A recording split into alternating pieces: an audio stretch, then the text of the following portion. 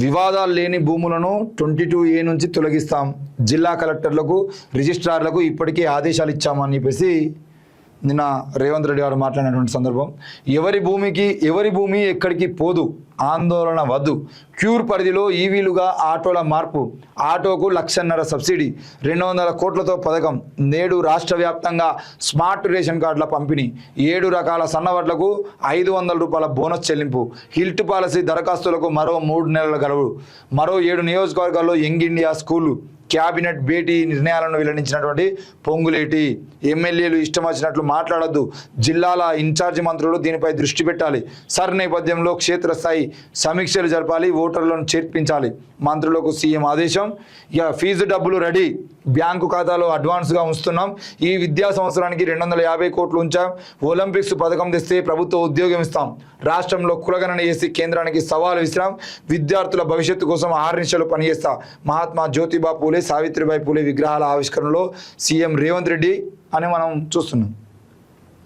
ఎంత దారుణమైనటువంటి ముచ్చట్ల అంటే నిన్న రేవంత్ రెడ్డి గారికి వీళ్ళందరూ భజన చేస్తారు. ఎవరు నిన్న మాట్లాడినంతా మీకు మైక్ ఇచ్చింది నవీన్ యాదవ్ కానీ, అనిల్ కుమార్ యాదవ్ కానీ, ఈయన ఎవరు బట్టి విక్రమార్క కానీ, పొన్నం ప్రభాకర్ కానీ, వి హనుమంతరావు కానీ, ఆఖరికి బీసీ నాయకులు అని చెప్పుకున్నటువంటి జాజుల శ్రీనివాస్ గౌడ్ లాంటి వాళ్ళు కానీ మీకు ఎందుకు ఇచ్చారు మైకులు?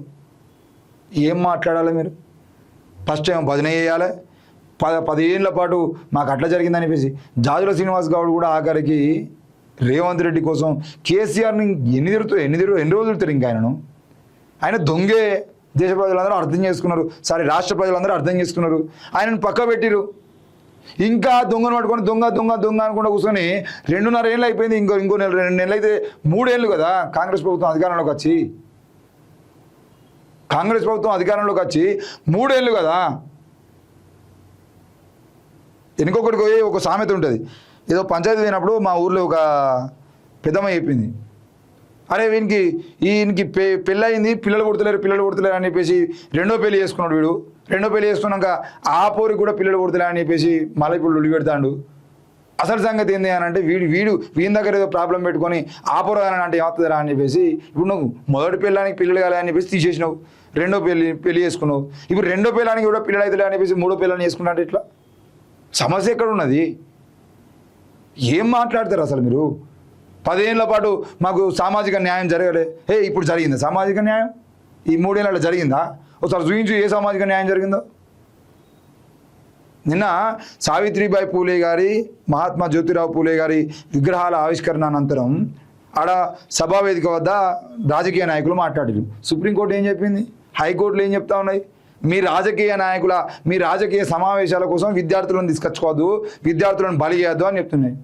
నిన్న పొద్దున 10 గంటలకు తయారైతే 12 గంటలకు వచ్చి ఆడ కూర్చుంటే స్కూళ్ళకి వెళ్ళి వాళ్ళందరి పిల్లగాళ్ళని అందరినీ బయట తీసుకొచ్చి ఆడ మిట్ట మధ్యాహ్నం ఆడ కూర్చోబెట్టి మధ్యాహ్నం నుండి సాయంత్రం వరకు మీరేమో మీటింగ్ అయిపోయి 6-7 గంటలకు మీరు వెళ్ళిపోతారు. 6:30 ఆ టైంలో మీరు వెళ్ళిపోతారు. మీ కాన్వాయిలన్నీ పోయి మీ రాజకీయ నాయకుల కార్యకర్తలందరూ పోయిన తర్వాత పిల్లలు కుర్చీలకి లేచి వాళ్ళ టీచర్ పిలిచినప్పుడు పోవానా? మీరు అక్కడ కూర్చొని పిల్లల్ని సేఫ్గా పంపించిన తర్వాత మీరు పోవచ్చు కదా. మీ సమయానికి మాత్రమే విలువ ఉంటుందా? వాళ్ళ సమయానికి విలువ ఉండదా? వాళ్ళు మనుషులు కాదా? అసలు మీ రాజకీయ మీటింగ్ కోసం పిల్లల్ని ఎందుకు తీసుకొస్తారు? చదువుకోవద్దా పురాణంలో? నిన్న మీ మీటింగ్కి వచ్చిర్రు, చదువు బంధు. ఇవాళ జెండా వందనం, చదువు బంధు. రేపు మళ్ళీ ఆదివారం వస్తుంది, రేపు చదువు బంధు. ఏం చేయాలి వాళ్ళు? చదువుకోవడానికి హాస్టల్కి వచ్చిర్రా లేదంటే మీ మీటింగ్లో తిరగడానికి హాస్టల్కి వచ్చిర్రా? విద్యార్థులను తీసుకురావద్దని చెప్పేసి కోర్టులు చెప్తున్నాయి కదా, మళ్ళీ ఇట్లా తీసుకొచ్చారు. ఓకే తీసుకొచ్చిర్రు, విద్యార్థుల కోసం ఏం చెప్పారు? స్కాలర్షిప్ల కోసం పైసలు ఉన్నాయని చెప్తే ఇక మీకోసం పొద్దున్న నుండి సాయంత్రం దాకా వాళ్ళు అడుగుతాం అన్న. ఏడ మంజూరు చేసిన స్కాలర్షిప్లు నాకు అర్థం కాదు. మొన్న ఉస్మానియా యూనివర్సిటీకి 1000 కోట్లు అన్నావు. ఏవి 1000 కోట్లు? ఏడ కనబడతామే 1000 కోట్లు? మీ 1000 కోట్ల అభివృద్ధి ఒకసారి చూపిస్తు బా ఉస్మానియా యూనివర్సిటీలో. ఒకసారి ఉస్మానియా యూనివర్సిటీకి వచ్చి 1000 కోట్ల రూపాయల అభివృద్ధి ఎక్కడ జరిగిందో చూపించు. ఈ రోజుకు ఇంకా స్కాలర్షిప్ రాలేదని చెప్పేసి విద్యార్థుల సర్టిఫికేట్లు ఇవ్వట్లేదు. అధికారులు అనవసరంగా ఆడ పనిచేసేటువంటి ప్రొఫెసర్లు బాలవుతున్నారు కదా మీ వల్ల. మీరేమో స్కాలర్షిప్లు ఇయ్యరు, విద్యార్థులేమో సర్టిఫికేట్లు అడుగుతారు.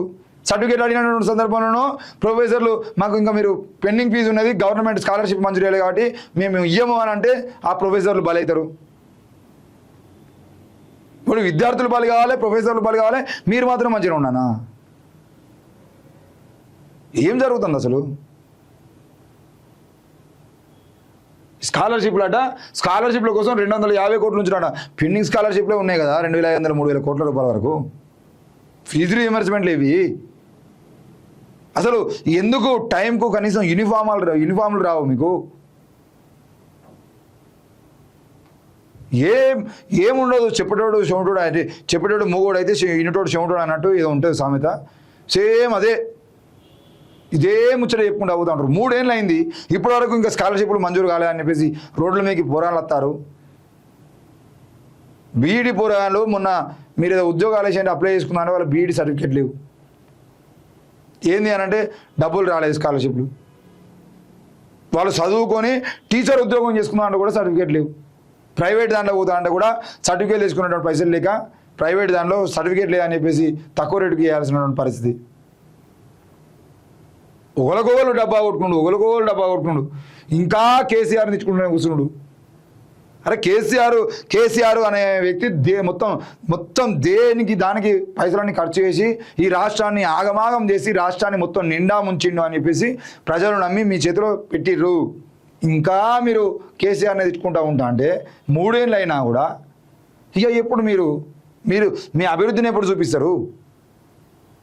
ఈయన ఏమంటాడు ఇంకా ఏంటిది, ఎవరి భూమి ఎక్కడికి పోదు, ఆటోకు 1,00,000 సబ్సిడీ 200 కోట్లతో పథకం అట.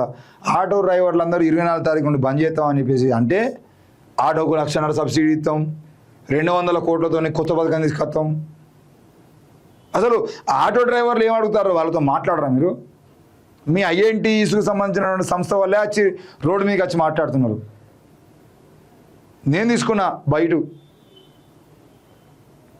మేము కాంగ్రెస్ పార్టీకి ఓటేయమంటాం కావచ్చు, కాంగ్రెస్ పార్టీ కోసం పనిచేస్తాం కావచ్చు, కానీ కాంగ్రెస్ పార్టీ మా పొట్ట కొడతా అంటే మాత్రం మేము ఎందుకు అన్నా అని చెప్పేసి ఐఎన్టీయూసీ ఆటో డ్రైవర్లే మాట్లాడుతున్నారు. ఇక దేనికి మీరు పనిచేసేది?